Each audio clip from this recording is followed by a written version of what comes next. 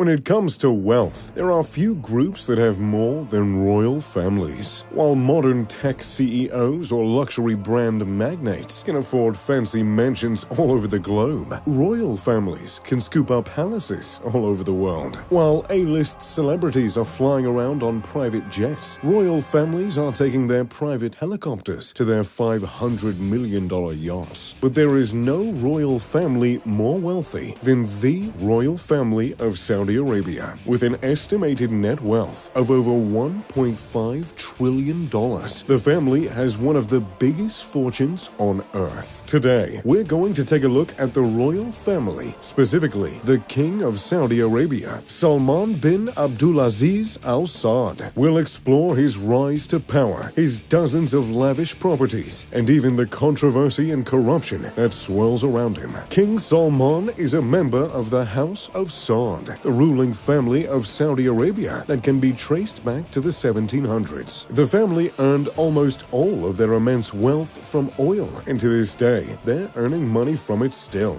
King Salman was one of 45 sons born to Ibn Saud, the first king of Saudi Arabia. From the beginning, he lived a life of luxury, one of the Suderi Seven, the seven sons of his father's favorite wife. He was one of the most respected children in the royal family. He was raised in Maruba Palace, a prominent palace outside of modern-day Riyadh. The palace was a spectacle in its time. 2 stories with 32 rooms, servant quarters, lush courtyards, ornamental carvings, and at the time, the only electricity and telephones in Saudi Arabia. King Salman went to school to get an extensive education, but he didn't go to any random school. His father, the king, created a school called the Prince's School that was made just for his sons and the children of important business people. Imagine having enough money to build an entire school just to educate your kid. When he turned 19, King Salman got his first job in the kingdom. In 1954, he became the deputy governor. Then,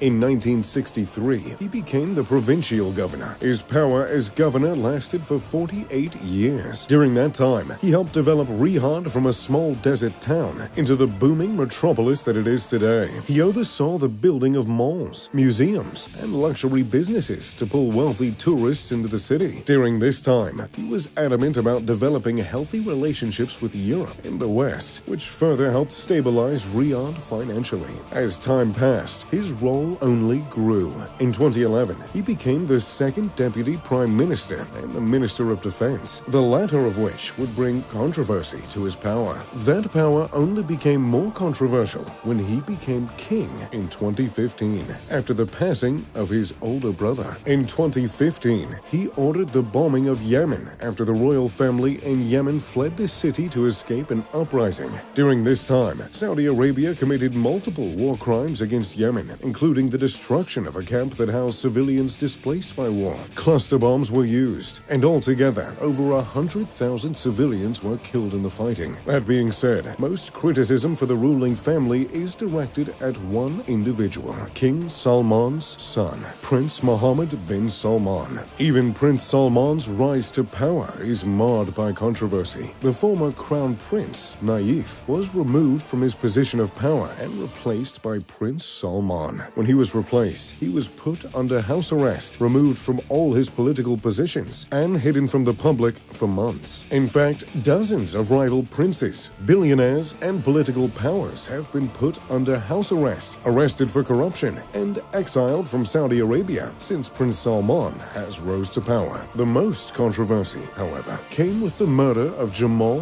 Khashoggi. Jamal was a well-known journalist who had become increasingly critical of the royal family, specifically Prince Salman. Jamal was murdered by Saudi Arabian officials at the Saudi consulate in Istanbul. By 2018, the CIA determined that Prince Salman had ordered the murder. That being said, nothing will come of the killing. There will be no murder charges filed and no pushback from the public, simply because the family is so wealthy. How wealthy are they exactly? Well, as I said earlier, the royal family earned almost all of its money on oil. The state-owned oil company, Saudi Aramco, is the backbone of the royal family's fortune. Saudi Aramco is considered by many to be the wealthiest company in the world by revenue. They have the world's second largest crude oil reserves and the largest daily oil production in the world. In addition, many members of the royal family have jobs and own shares of companies around the globe. King Salman was implicated in the Panama Papers for using an offshore company in the British Virgin Isles to take out mortgages on his luxury property in London. The mortgages totaled $35 million, and those luxury homes aren't the only properties owned by King Salman. In total, he has 4 palaces at his disposal, each more extravagant than the last. Al Yamamaka Palace is stunning, a sprawling estate in Riyadh. As the primary residence of King Salman, it looks exactly as you would expect. The massive home has ornate marble floors, intricate crown molding, geometric carvings, expensive silk carpets, and crystal chandeliers. Hand-painted wall panels are coated in gold, which only adds to the royal feel of the building. Al Uja Palace, a smaller palace outside of Riyadh, is just as impressive. The home features hand-carved walls with traditional Arabic designs and antique furniture that costs more than most people's homes. Mosaic flooring that's been carefully placed shines throughout the home, really detailing the amount of craftsmanship that went into making the palace. Perhaps the most well-known of all his palaces, Urja Palace, has been in the news often. It is his newest, the biggest, and the most ostentatious out of all the homes. Silk carpets are found in every room. Imported Italian marble coats every hallway, every ballroom, and every bathroom.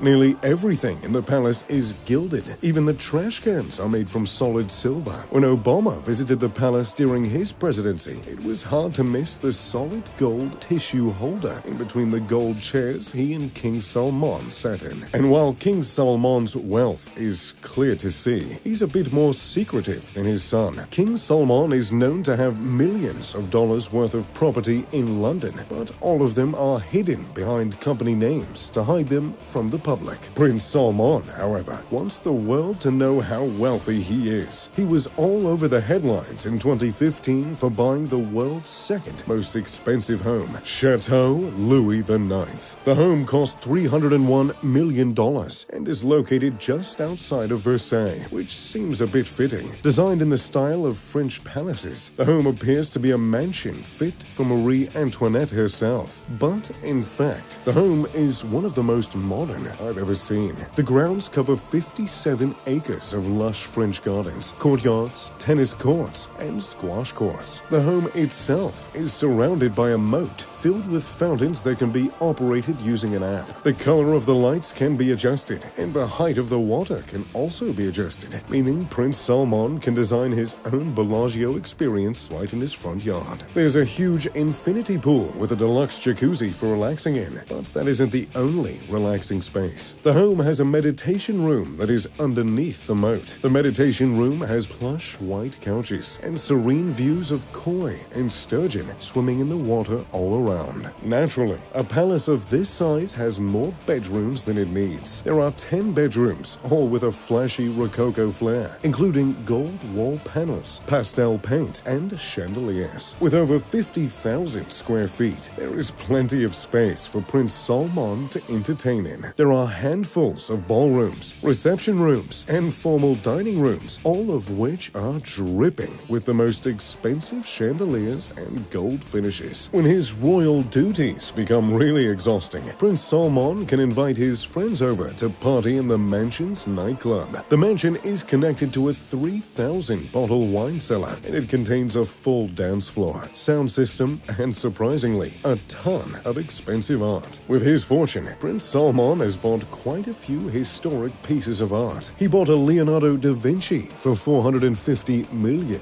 but when you're a prince, you've got money to burn like that. Prince Salman bought the world's most expensive yacht, Serene, for 500 million euros. The yacht has over 6 decks of luxury, full of amenities that many 5-star hotels don't even have. There are dozens of wet bars, lounging areas, and formal sitting areas. Each entertaining space has floor-to-ceiling windows, allowing for stunning views of the ocean. There's even chandeliers hanging above the grand pianos. The rooms are impressive, with sleek colors and large beds. Altogether, there are 12 staterooms and enough space to carry 40 people on board. On the decks, the real partying can happen. Serene features a saltwater swimming pool with a retractable glass room, thought not to be the only one in the world. Off the pool, there is a luxurious spa area with a sauna, a hammam, and even a snow room. What I find the most interesting aspect of the yacht, however, is the indoor climbing wall. Big features like that really add up to that high price tag, and I love feeling like I'm climbing mountains on a boat. Before Prince Salman purchased it, the yacht was rented out by Bill Gates for $5 million a week. So, there you have it, a look at the wealth of the royal family of Saudi Arabia. What do you think of their rise to power? And what would you do if you had that kind of money? Let me know in the comments down below. If you enjoyed the video, make sure to leave a like and subscribe. Oh, and turn on post notifications. As always, I'm Mr. Luxury. Pip pip to doodly doo.